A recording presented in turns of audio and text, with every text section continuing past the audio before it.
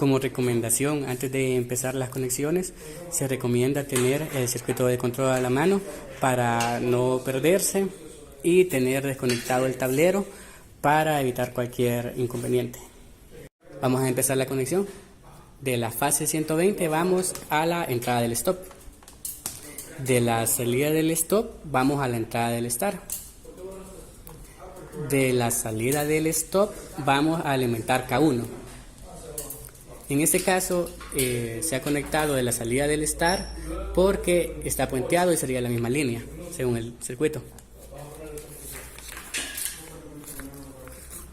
Según el circuito se alimentan los dos contactos, que sería el mismo contacto K1 como se mencionó en los videos anteriores.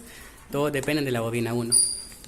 Ahora, de la salida del contacto normalmente cerrado, del contacto 1 normalmente cerrado, vamos hacia la electroválvula 3. Que, como se había mencionado antes, 1, 2, esta es la tercera. Se va a conectar a la salida.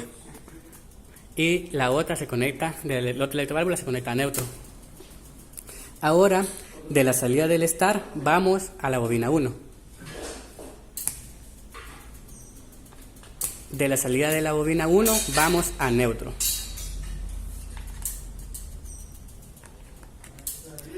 De la salida del contacto 1 normalmente abierto, vamos a la bobina 1. La salida de la bobina, sí, la entrada de la bobina 1. Y ya tendríamos la primera parte de la electroválvula y la bobina conectada.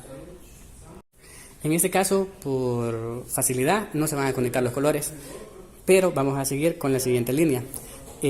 Alimentamos de la salida del start, alimentamos un puente para que se nos facilite. La salida del start, alimentamos la caja recomendada para facilitarnos las conexiones. Del puente vamos a alimentar la K3. Del puente alimentamos K3, el contacto 3. De la salida del contacto 3, normalmente cerrado, vamos al sensor 1. A la entrada del sensor 1.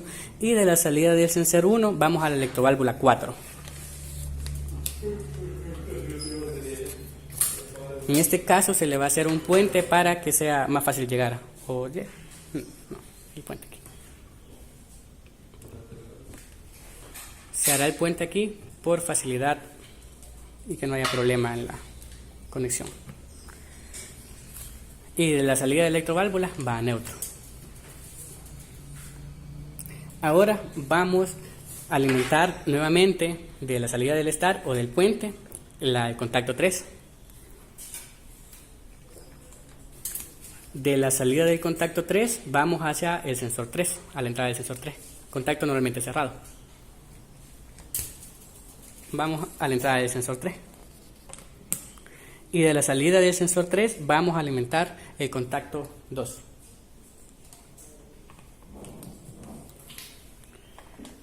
Y del contacto 2 normalmente cerrado alimentamos la electroválvula 1. ¿Qué? Es esta. Del cerrado y de ahí a neutro. Ya sería la siguiente línea. Ahora vamos para facilidad con el botón de fin. Alimentamos del puente hacia el botón de fin. Y de la salida del botón de fin vamos a alimentar la bobina 3. El botón de fin a la salida 3. Bobina 3. Y de ahí la bobina 3 a neutro.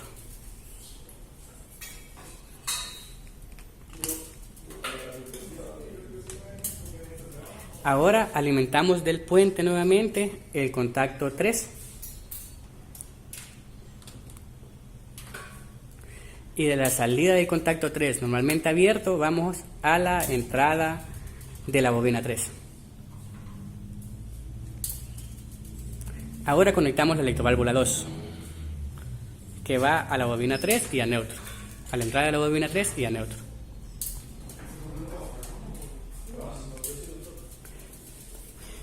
Bueno, ahora del puente vamos a alimentar el sensor 2.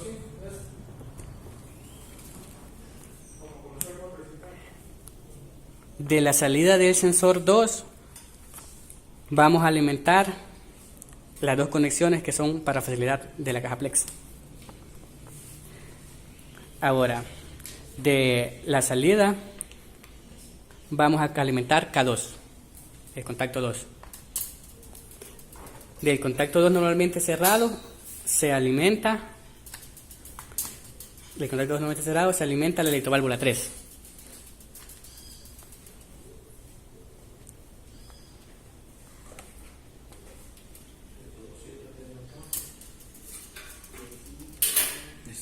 Sí, como ya está conectada, solo se puentea y ya tiene neutro, no es necesario conectarla a neutro nuevamente. Ahora, de la salida de S2, vamos hacia el sensor, a la entrada del sensor 4.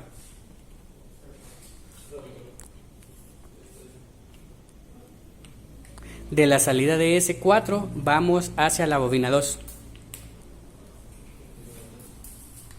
De la bobina 2 a neutro.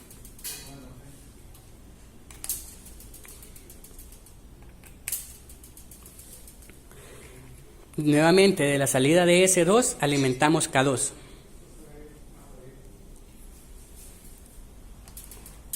Del K2 normalmente abierto vamos hacia la bobina 2. Y ahora alimentamos la electroválvula 4 hacia en la bobina 2. En este caso estaría aquí, como ya está conectada, solo se le hace un puente.